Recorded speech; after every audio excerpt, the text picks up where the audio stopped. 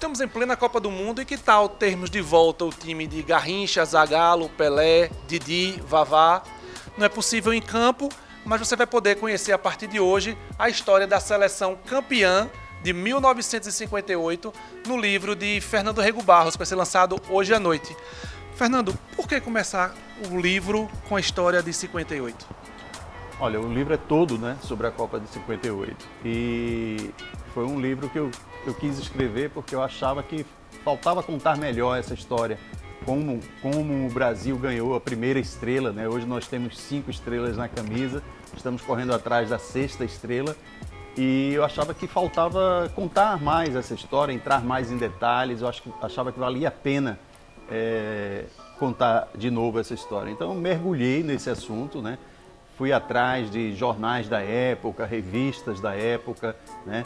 Achei muitas imagens no YouTube, fiz uma grande pesquisa, assistia documentários, filmes e fui para o computador e escrevi essa história da Copa de 1958, né? Que é uma história assim, muito bonita, porque o Brasil vivia uma época muito... até de certo pessimismo, porque a gente tinha perdido a Copa de 50, 8 anos antes. Em 54 também não tinha ido bem na Copa da Suíça. E na Suécia, em 58, a seleção finalmente conseguiu o primeiro título, né? Então foi uma história, como você falou, com esses craques aí, Pelé, Garrincha, Vavá, Didi, Nilton Santos, né? Era um timaço, né? E eu procurei contar com bastante detalhes essa história.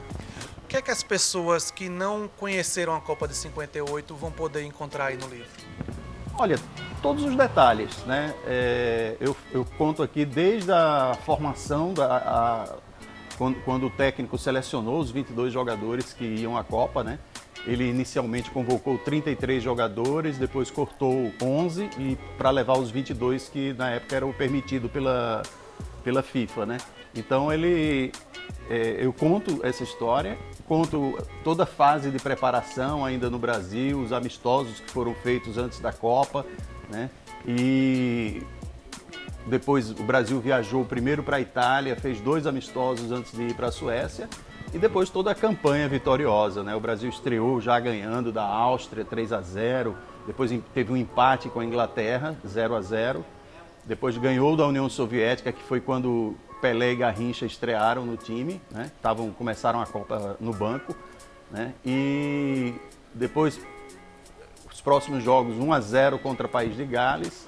Depois o Brasil já estava na semifinal, ganhou de 5-2 da França e na final 5-2 de novo, já contra a Suécia, que era o país anfitrião. E me diga uma coisa, o pessoal que está acompanhando a Copa do Mundo desse ano pode encontrar alguma similaridade aí com esse time de 58? A gente pode ter esperança nessa Copa? Olha, eu acho que sim. Nós somos um dos favoritos nessa Copa, né? O Brasil, eu colocaria outros países também, a França, a Espanha, a Inglaterra, são países que estão, até pelos jogos que fizeram até agora, mostraram um bom futebol e mostram que estão aí para disputar o título, né? O Brasil é um dos favoritos, não é o favorito, né? E eu acho que temos sim uma boa seleção e chances de ganhar a Copa. E a partir desse primeiro livro, a Copa de 58, temos mais 4 estrelas para contar em livro. Vamos esperar por isso, Fernando? Olha, não foi esse projeto não, assim, eu não fiz esse projeto de contar cada uma das Copas não, porque até eu acho que as mais recentes foram bastante divulgadas, as histórias são bastante conhecidas, né?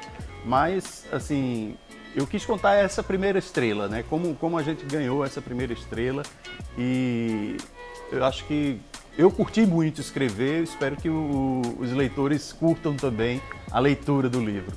Muito obrigado, Fernando. Sucesso com o livro. Lembrando que 1958, Como Ganhamos a Copa da Suécia, será lançado hoje na livraria que fica no shopping no bairro do Pina.